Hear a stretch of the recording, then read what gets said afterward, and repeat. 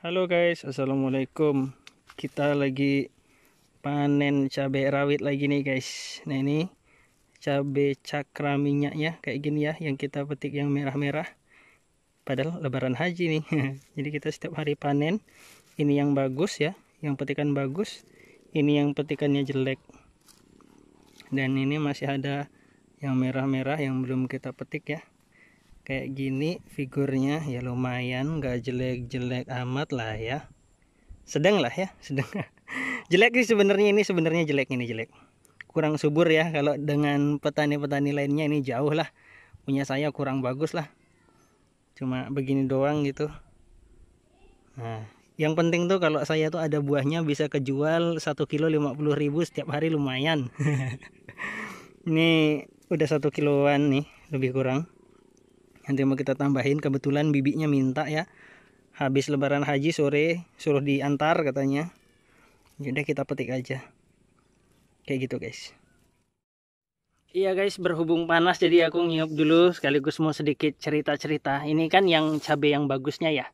Ini yang cabai yang bagusnya, terus ini cabai yang jeleknya ya. Ini yang kena patek ini teman-teman ya. Ini cabai yang kena patek. Saya kasih tunjuk ke teman-teman. Ini kayak gini, yang kena patek. Kelihatan nggak di kamera? Oh, ngeblur. Ya inilah kira-kira kena patek kayak gini ya. Jadi cabai saya juga itu tuh jelek.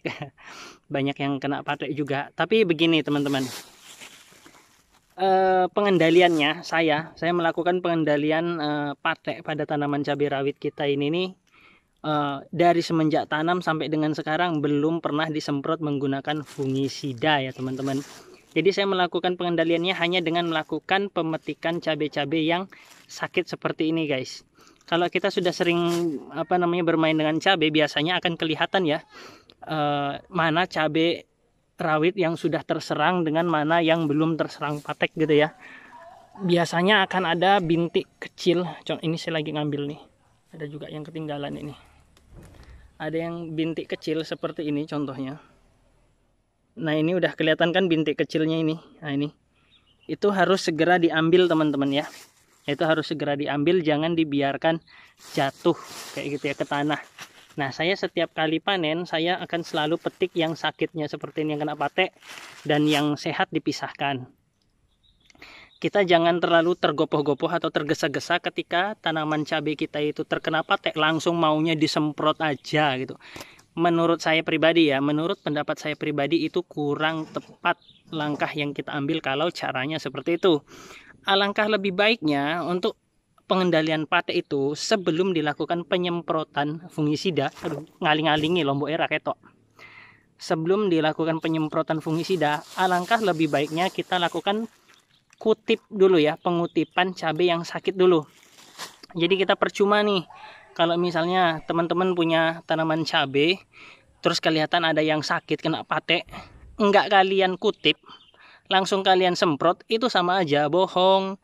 Karena apa? Nanti yang kena patek itu jatuh ke tanah dan fungi daripada pateknya itu sendiri akan lama atau bertahan di dalam tanah itu, sehingga apabila kita nanti mau melakukan penanaman ke berikutnya itu ya, jamurnya itu tuh ada di situ dorman. Dorman itu istilahnya tuh istirahat kayak gitu ya, tidak aktif. Tapi ketika ada tanaman inangnya lagi, dia akan aktif kembali dan mulai menggerogoti tanaman inangnya itu lagi kayak gitu guys. Kok inangnya ya?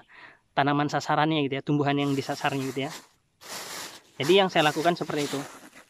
Ini saya dapatkan dulu pengalaman waktu masih kerja di luar ya, di Jepang dulu, di cabai besar. Bos saya itu melakukan kutip buah yang sakit dulu ya. Di sana ada juga patek ya. Ada patek, dikutip dulu, setelah dikutip baru nanti kalau kira-kira sudah cukup bersih dilakukan penyemprotan kayak gitu guys. Jadi kalau bisa jangan tergesa-gesa disemprot ya. Ini dulu. Dilihat dulu, dikelilingi, terus ada yang sakit dikutip, yang kecil-kecil yang baru misalnya kita udah tahu itu bakalan jadi patek, titik kecilnya itu ambil ya, dikutip ya kayak gitu ya. Itu kalau dalam pengendalian hama terpadu lah kayak gitu ya, ibarat kata tuh kayak misalnya kita membudidayakan 1000 polybag atau 1000 tanaman ya. Kalau udah ada di atas 3% atau 5% gitu ya, sesuai dengan takaran kita lah misalnya ya. Kalau sudah di atas 3% atau sudah di atas 5% dari populasi yang terinfeksi, itu segera dilakukan pengendalian dengan cara, nah kalau saya sih saya kutip dulu. Setelah dikutip, kalau misalnya mau dilakukan penyemprotan juga bisa dilakukan dengan penyemprotan fungisida kayak gitu guys. Tapi ini saya nggak lakukan penyemprotan ya, biarkan aja kayak gini karena ini kan yang mengkonsumsi itu untuk kebutuhan ayam geprek ya. Saya termasuk mencoba memikirkan untuk keselamatan konsumen kita gitu ya. Mereka yang makan itu kalau misalnya ini disemprot apalagi berlebihan gitu ya. Kalau ayam geprek itu kan kadang-kadang tuh mentah langsung diulek kayak gitu ya. Itu kalau langsung dimakan, kalau ada residu racun yang begitu tinggi ya kasihan kan. Sementara ini cabenya juga kita pun ikut makannya, jadi kita nggak ada semprot pakai fungisida sama sekali kayak gitu guys. Dari pertama kali tanam sampai itu.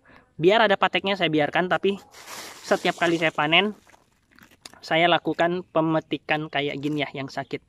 Rugi, dibilang rugi ya rugi gitu ya. Ini kalau ditimbang mungkin udah berapa udah berapa ribu gitu kan, tapi nggak apa-apa kayak gitu ya, demi keselamatan sendiri juga kan, karena kan dikonsumsi sendiri untuk nyambel sendiri juga. Terus kalau di ayam geprek sana itu ayam yang digeprek terus dikasih sambal matah ya, cabenya ini cabai urak mentah kayak gitu langsung ditaruh di atas ayamnya, itu kalau misalnya mengandung banyak racun kan kasihan kayak gitu. Kebetulan kita juga ini nanam cabenya nggak banyak ya, mungkin teman-teman bisa lihat ya, cuma beberapa baris aja.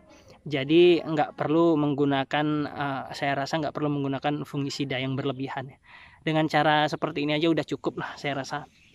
Dan penggunaan fungisida yang berlebihan seumpamanya tidak dilakukan pengutipan cabai yang sakit dulu, kita akan bengkak di pengeluaran biaya pembelian racun fungisida itu sendiri, yang kita tahu bahwa racun fungisida itu sendiri itu harganya nggak murah kayak gitu guys ya. Jadi kalau bisa cari alternatif yang efektif lah, mengurangi pengeluaran dari penggunaan pestisida atau fungisida yang berlebihan ya.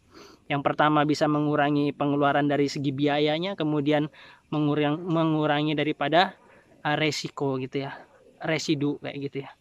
Ya segitu sih sekilas sharing-sharingnya, nggak banyak sih panennya, sedikit tapi lumayan lah. 50.000 1 kilo, kalau 1 hari 2 kilo kan ya lumayan kan ya.